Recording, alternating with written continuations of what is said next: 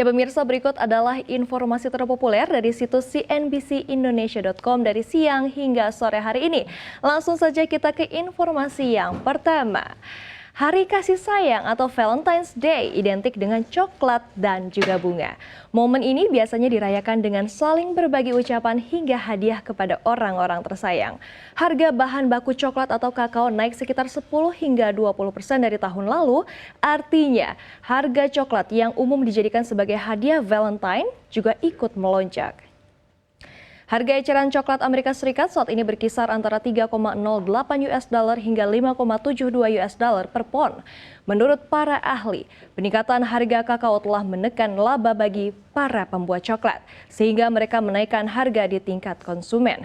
Harga grosir rata-rata untuk produk coklat dan gula-gula meningkat lebih dari 30% pada Januari 2025 dari Januari 2024.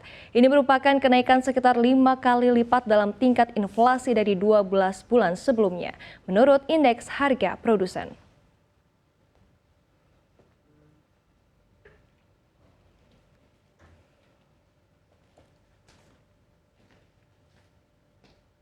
Dan kita ke informasi yang kedua. Menteri Kesehatan Budi Gunadi Sadikin melakukan perombakan atas skema iuran dan kelas yang selama ini diberlakukan BPJS Kesehatan. Ini dilakukan seiring dengan penerapan sistem kelas rawat inap standar atau KRIS. Skema KRIS ini akan lebih mencerminkan prinsip gotong royong dalam sistem jaminan kesehatan nasional karena antara yang miskin dengan yang kaya akan sama-sama mendapatkan layanan dengan ruang rawat inap yang setara meski skema tarif iurannya berbeda. Dengan skema itu, Budi mengatakan orang yang kaya akan ditetapkan limit plafon layanan kesehatannya di BPJS Kesehatan.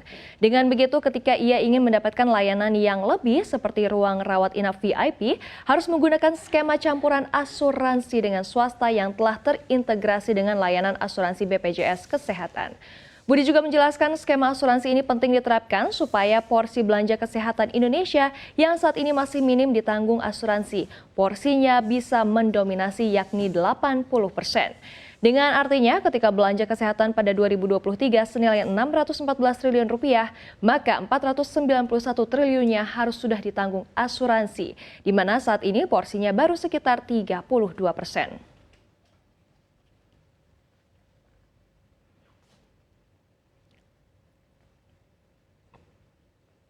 Dan informasi yang ketiga, ini adalah harga emas produksi PT Aneka Tambang Tbk atau yang dikenal dengan emas antam mencetak level dan rekor baru perdagangan hari ini.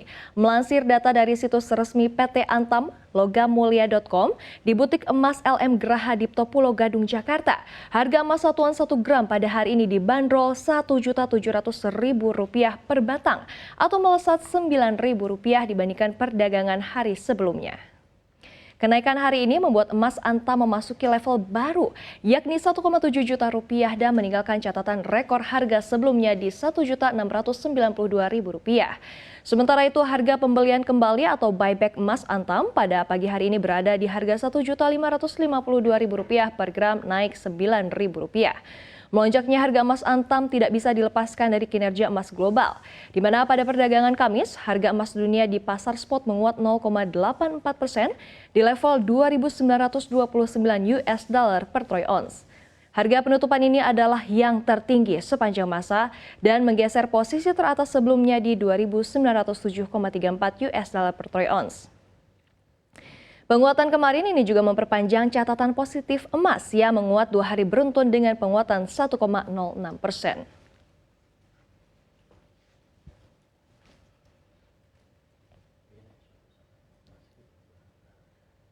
Dan informasi yang terakhir datang dari mancanegara. Amerika Serikat menjatuhkan sanksi kepada Kepala Jaksa di Pengadilan Kriminal Internasional atau ICC atas investigasi yang terkait dugaan kejahatan perang Israel di Gaza dan Washington di Afghanistan.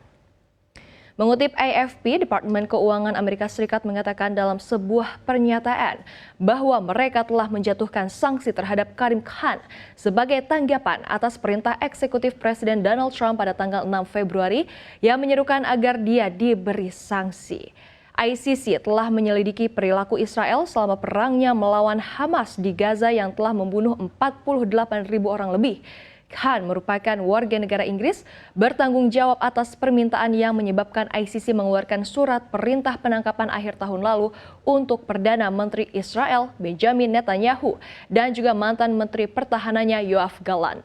Adapun kejahatan yang dilakukan terhadap kemanusiaan berupa pembunuhan, penganiayaan, dan tindakan tidak manusiawi lainnya.